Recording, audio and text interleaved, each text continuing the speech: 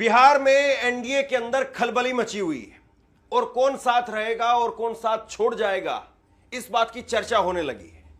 दो बड़े बयान आपको दिखाने वाला हूं। बीजेपी के मुख्यमंत्री नायब सिंह सैनी वो बिहार पहुंचे, जो अपने आप को खुद पहले बिहारी बता चुके हैं, यानी पूरी क्रोनोलॉजी के तहत बीजेपी काम कर रही है। वो बिहार पहुंचे और बिहार पहुंच करके उन्होंने सम्राट चौधरी के नाम का ऐलान कर दिया, नीतीश कुमार का नाम नहीं लिया।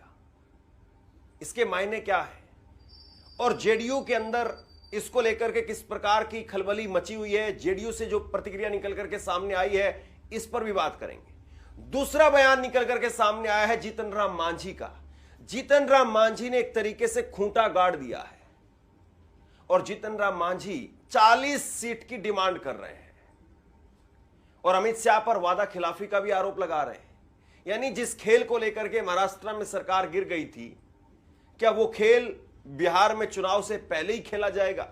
और बीजेपी की आदत को, बीजेपी की नीयत को सब जानते हैं, इसीलिए हर कोई ऑफिशियली स्टेटमेंट चाहता है। अमित शाह के नाम का बार बार क्यों हवाला दिया जा रहा है? खबर बड़ी है, जिसे समझने की कोशिश करिए। सबसे पहले आप खबर देखिए जो इस वक्त में ब्रेकिंग के तौर पर निकल करके सामने आ रही है। नायब सिंह सैनी ने कहा कि सम्राट चौधरी के नेतृत्व में चुनाव लड़ेंगे। यह नायब सिंह सैनी की तरफ से कहा जाना कि बिहार चुनाव सम्राट चौधरी के नेतृत्व में लड़ेंगे, यह कहा जाना अपने आप में बहुत बड़ी स्टेटमेंट है। एक मुख्यमंत्री के द्वारा यह अगर कहलवाई जा रही है बात, तो इसका मतलब यह है कि एक बैकग्राउंड बनाया जा रहा है, एक जमीन तैयार की जा रही है ताकि इसी जमीन पर बीजेपी आगे बढ़े और चुनाव से पहले ही नीतीश कुमार को टाटा बाय बाय कह दिया जाए। मुखिया के तौर पर आप सबका दिल से बहुत बहुत धन्यवाद। अस्सलामु अलैकुम वरहमतुल्लाहि वबरकातुहू। अज़ीज़ान मिल्लत इस्लामिया, आप तमाम उम्मती को अबू फसल की तरफ से सलाम अर्ज़ है। घर में बड़ी पर्दानिशीन इज़्ज़तदार माँ और बहनों को अबू फसल की तरफ से सलाम अर्ज़ है। बहरहाल अल्लाह से उम्मीद है आप लोग खैरियत से होंगे, अल्लाह की हिफाजत में होंगे। इन मलूनों की मलामत से, इन फ़िरक़ा परस्तों की फ़िरक़ा परस्ती से, इन दरिंदों की दरिंदगी से, इन माबलिंचरों की माबलिंचिंग से, इन बलात्कारों की बलात्कारी से, इन दहशतगर्दों की दहशतगर्दी से, उन मुनाफिकों की मुनाफिकत से महफूज होंगे। अल्लाह आप लोगों को अपने हिफ्ज़ अमान में रखे, अल्लाह अपनी हिफाजत में रखे, अल्लाह हर आबाद से, हर शर से महफूज रखे।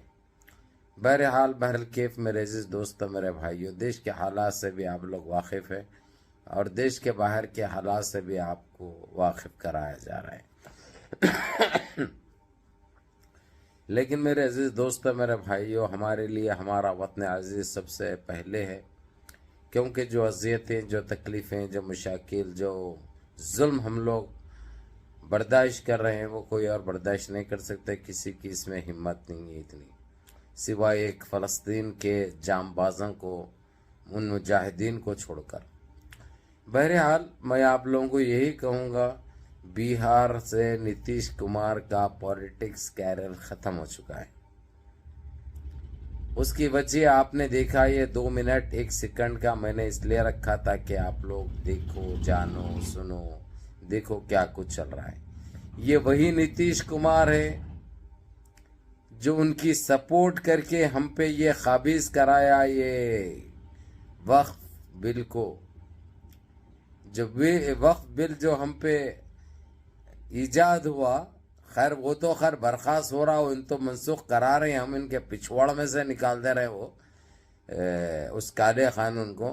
लेकिन ये वही गद्दार है, ये वही दोगला इंसान है जिसने एनडीए में रहकर बीजेपी की सपोर्ट करके हम पे ये खाबिज किया था।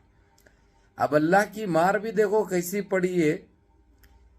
इसने रीजन भी दिया, फिर रुक भी गया, फिर गवर्नर के पास जाके वापस आया और ये बोल दिया चंद लोगों को, चंद मीडिया वालों को मैंने रीजन दे दिया, ताकि ये इसलिए बेवकूफ बनाया था इन्हें, जो पार्टी छोड़कर जो भाग रहे थे लोग, कम से कम वो ना भागे, वो थम जाए। लेकिन अल्लाह की लाठी में आवाज नहीं होती। अल्लाह सुब्हाना ताला जब चाहे, जिससे चाहे काम ले लेते हैं। अल्लाह सुब्हाना ताला ने वही बीजेपी को चुना इसके खिलाफ और इसका पॉलिटिक्स कैरियर पूरा खत्म करके रख दिया। अगरचे ये खैर रहता भी तो मालूम है बीजेपी को के जो है सो इन्हें एक सीट लाने वाला नहीं, इसकी वजह से बीजेपी को भी एक भी सीट नहीं आती। ये चीज तो जाहिर भी हो गई थी और साफ भी हो गया था, क्योंकि इस वक्त जो मुसलमान ही नहीं, दलित भी वहां के नाराज है, यादव भी वहां के नाराज है, और ये लोगों को झेलना या बर्दाश्त करना इसके बस की बात नहीं थी। इस डोगले चीटर कुमार की कोई औकात नहीं थी। खैर मेरे अजीज दोस्तों, मेरे भाइयों, जो होना था सो हुआ, अब जो होगा वो भी देखेंगे इंशाअल्लाह। अब ये जिस तरीके से बीजेपी का सदर आया, आके वहां के सीएम का ऐलान कर दिया बीजेपी की तरफ से, जिसका नाम भी दोहराना नहीं चाह रहा हूं मेरे अजीज दोस्तों, मेरे भाइयों, क्योंकि वो भी इतना बज़्ज़ात है, इतना कमजर्फ है। ये वही है जो हमारी उम्मत की माँ की शान में गुस्ताखी करा था, हमारी उम्मत की माँ की शान में गुस्ताखी करा था, हमारे हबीब और अल्लाह के हबीब, अल्लाह के रसूल की शान में गुस्ताखी करा था। नौज़ुबिल्लाह। उस खबीस को अगरचे बीजेपी वहां पे अब जो इलेक्शन बिहार में होने वाला है, अगरचे जीतती है तो सीएम जो है इन्हें बनेगा, इसका ऐलान कर दिया गया। और नीतीश कुमार को पार्टी में नहीं रखा गया, उसका नाम लेना भी गवारा नहीं समझ रहे भाई। इसकी पार्टी जेडीयू तो दूर की बात है, और इन्हें क्या गलत फहमी में था, बीजेपी खुद इसको जो है सो सीएम बनाएगी, बीजेपी की तरफ से इन्हें इलेक्शन लड़ेंगे।